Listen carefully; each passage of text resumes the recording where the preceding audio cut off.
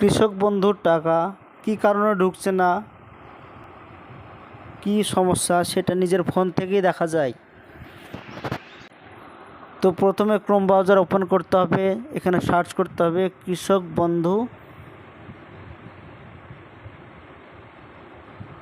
তাহলে তাদের অফিসিয়াল ওয়েবসাইটে চলে আসবে।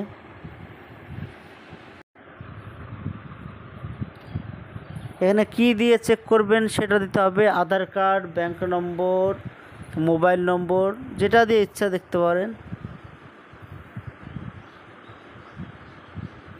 এখানে আমি আধার নম্বর দিয়ে দিচ্ছি, এখানে ক্যাপচার কোডটা দিয়ে দিচ্ছি।